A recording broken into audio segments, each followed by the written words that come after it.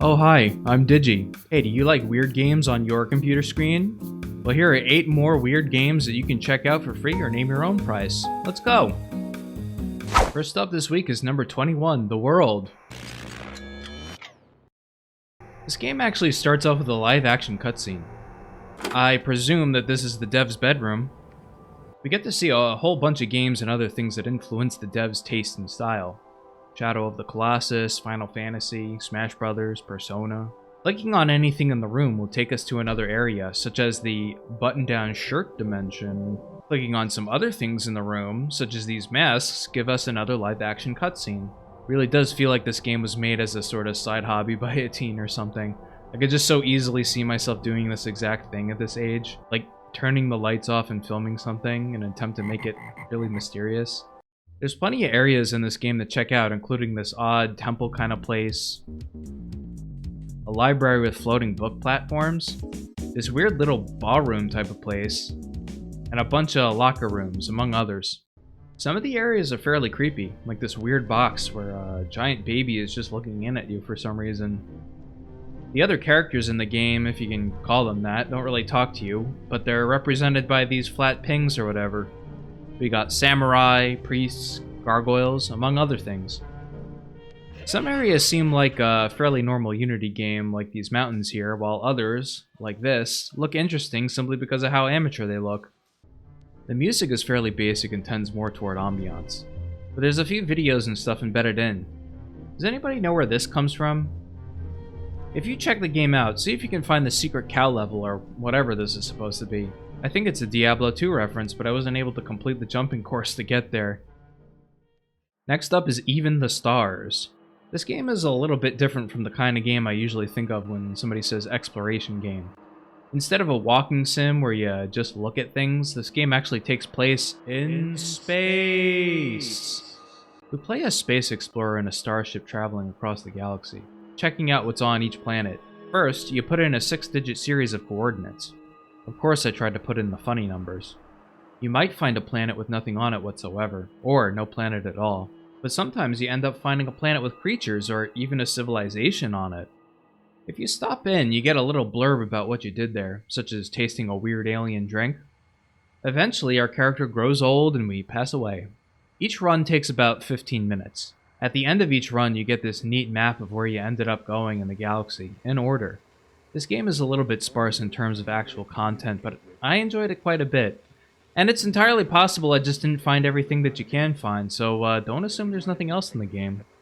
However, I think if the dev built on this concept with some more features, it would be even better. Check this out if you need something to do for half an hour. Next is 2:22 AM. I'm afraid we've got an art piece on our hands, boys.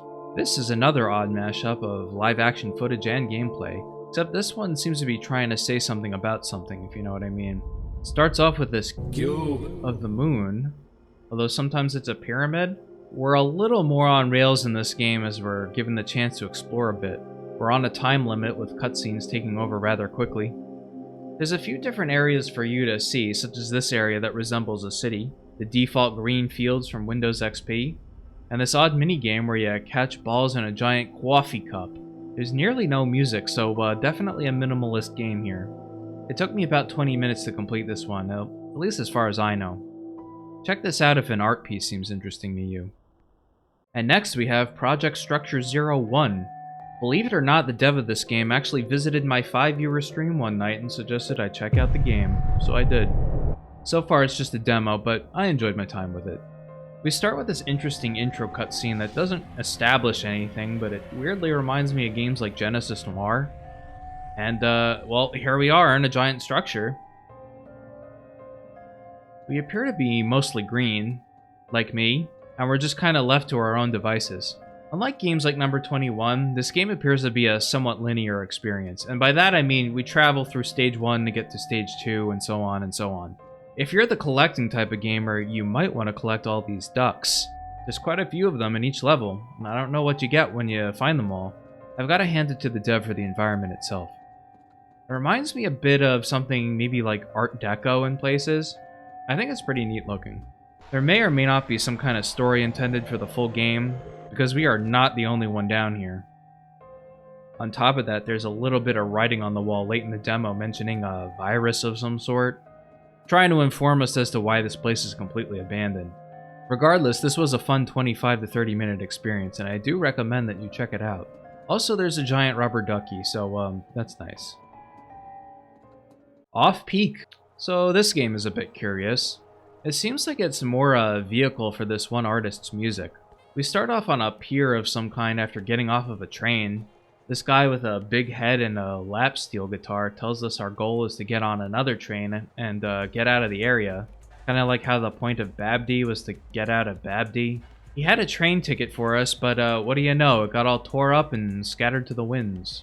It's up to us to explore the station, put together the pieces of the ticket, and get out of there. This game is curious for a few reasons. First, there's some interesting things to look at despite some low-res generic character models. There's a lot of art all over the place, from this interesting lion and skeleton over here to these posters on the wall.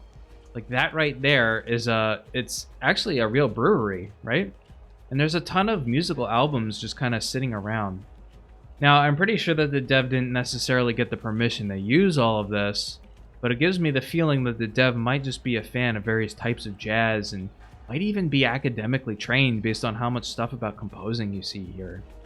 The various characters that you can meet in the game will tell you all kinds of things about the general local politics of the place, with this guy Marcus apparently being the boss around here.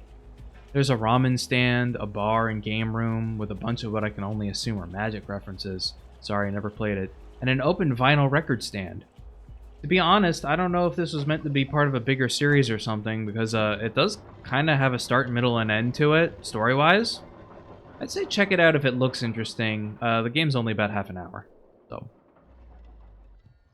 And next is Clockwork Dreams. This game is very similar to number 21 in gameplay, but to be honest, it's bigger, more intricate, and it nails the ambiance pretty well too. We start off in this room with 4 portals in it. We're told we're in a nightmare and our goal is to find 4 memory orbs so that we can escape. Sadly, this is another one of those games with a funny CRT filter on top that I couldn't figure out how to get rid of, if there is a way. Some people are into this kind of filter, but it causes my footage to give the impression that the game looks worse than it actually is.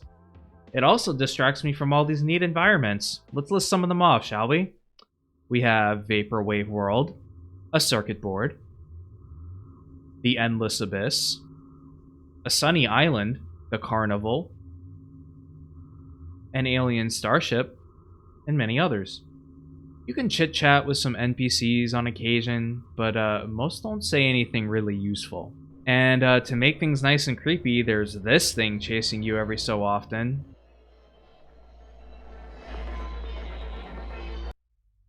Seriously, I was not prepared for this. It was a bit of a shock.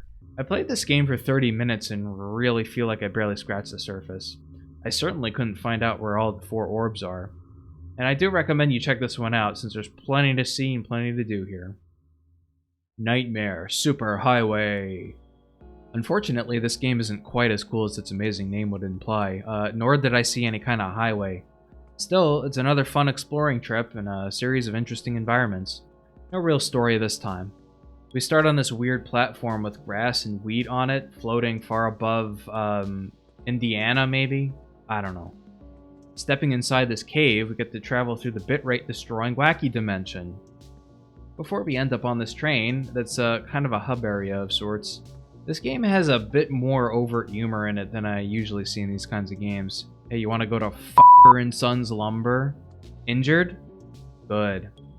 Aside from this boardwalk type of place, there's a waterfront area, a gas station, and a pyramid. Overall, this was a nice 25-minute experience, but there's a lot less to actually talk about here. Alright, last one for today. Fallstruktur. This is a different kind of game, and honestly, maybe exploration doesn't exactly describe it. You know how there's a lot of games about going up, only up, getting over it, that Sisyphus game? Or the one where you're a knight and there's a princess? Well, this is a game about going down. You start out at the top of this giant structure made out of stone, and your task is to get to the bottom. You move like you're on ice the entire time, and falling from too much of a distance will kill you.